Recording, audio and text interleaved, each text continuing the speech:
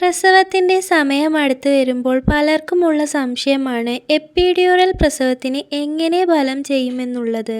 സാധാരണയായി normal delivery ആഗ്രഹിക്കുന്ന സ്ത്രീകൾക്കും പ്രസവ വേദനയെ ഭയപ്പെടുന്നവർക്കും വളരെ നല്ലൊരു അനുഗ്രഹം തന്നെയാണ് ഈ എപ്പിഡ്യൂറൽ. ഡെലിവറി ടൈമിൽ ഒരു എപ്പിഡ്യൂറൽ ചെയ്യാൻ പറ്റുന്നതിൻ്റെയും ചെയ്യാൻ പറ്റാത്തതിൻ്റെയും പിന്നിൽ നിരവധി കാരണങ്ങളാണുള്ളത്. വേദനാ സംവേദത്തിൻ്റെ മറ്റൊരു രൂപമാണിത്. വേദനാ സംവേദനങ്ങളെ മരവിപ്പിക്കുന്നതിനായി പ്രസവ സമയത്ത് അമ്മയുടെ നട്ടെല്ലിലാണ് എപ്പിഡ്യൂറൽ കൊടുക്കുന്നത്. ചിലരെങ്കിലും കരുതിയിരിക്കുന്നത് എപ്പിഡ്യൂറൽ പ്രസവം എളുപ്പമാക്കാൻ സാധിക്കുന്ന ഒന്നാണെന്നാണ്. എന്നാൽ ഇത് വളരെ തെറ്റായ ഒരു ധാരണയാണ്.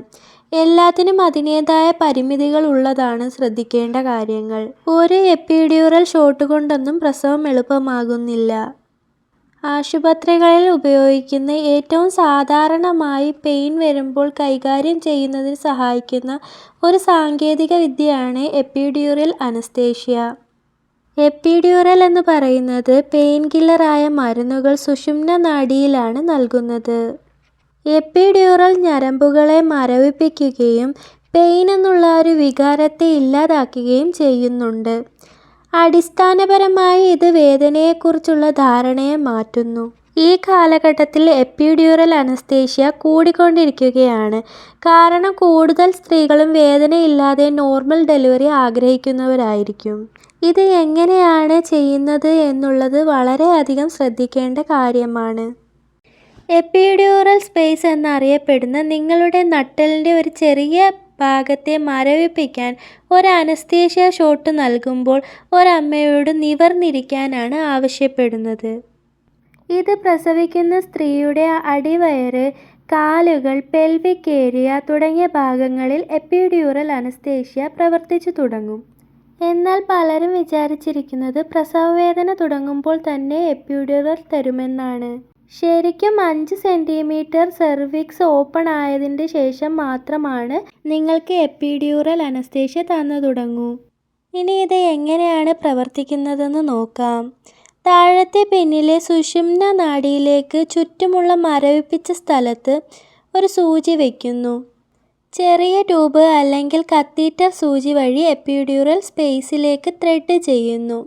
കത്തീറ്റർ സ്ഥാപിച്ചു കഴിഞ്ഞാൽ സൂചി പതുക്കെ നീക്കം ചെയ്യുന്നു. തുടർച്ചയായ ഇൻഫ്യൂഷൻ അല്ലെങ്കിൽ കത്തീറ്റർ വഴി ആനുകാലിക കുത്തിവയ്പ്പിലൂടെയാണ് സാധാരണയായി മരുന്ന് നൽകപ്പെടുന്നത്.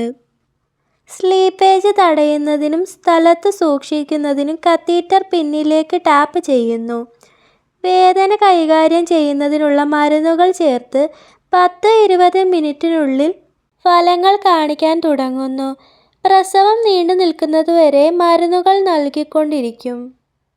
വേദന കുറയ്ക്കുകയും ആ ഭാഗം മരവിപ്പിക്കുകയും പ്രസവവേദന അനുഭവപ്പെടാതെ ഒരു സ്ത്രീ പ്രസവം പൂർത്തീകരിക്കുകയും ചെയ്യുക എന്നതാണ് എപ്പിഡ്യൂറൽ അനസ്തേഷ്യയുടെ ലക്ഷ്യമെന്ന് പറയുന്നത്. അതുകൊണ്ട് തന്നെ മിക്ക സ്ത്രീകളും വേദനയില്ലാതെ പ്രസവിക്കുന്നു.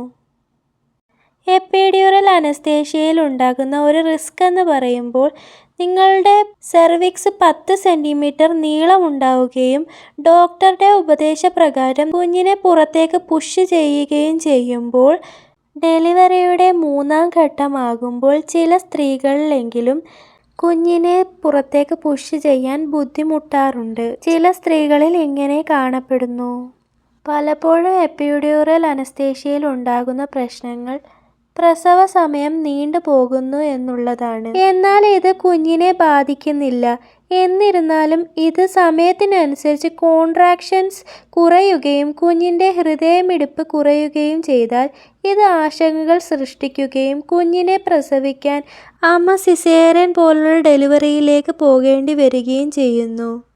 അതുമാത്രമല്ല, എപ്പിഡ്യൂറലിൻ്റെ മറ്റ് പോരായ്മകൾ ശരീരത്തിലെ ടെമ്പറേച്ചറിൻ്റെ മാറ്റങ്ങൾ മൂലം ശ്വാസതടസ്സവും വിറയലും ഓർക്കാനവും എന്നിവയും ഉണ്ടാകുന്നതിനുള്ള സാധ്യത കൂടുതലാണ്.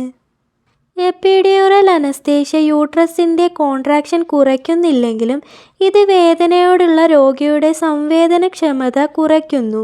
ഇത് അമ്മയ്ക്ക് തളർച്ചയില്ലാതാക്കുകയും ഡീഹൈഡ്രേഷൻ ഉണ്ടാവാതിരിക്കാനുമുള്ള കാരണമാണ്. എന്നിരുന്നാലും ഇത് എപ്പിഡ്യൂറൽ ചെയ്യാൻ പാടില്ലാത്തത് ആർക്കൊക്കെയാണെന്ന് നോക്കാം.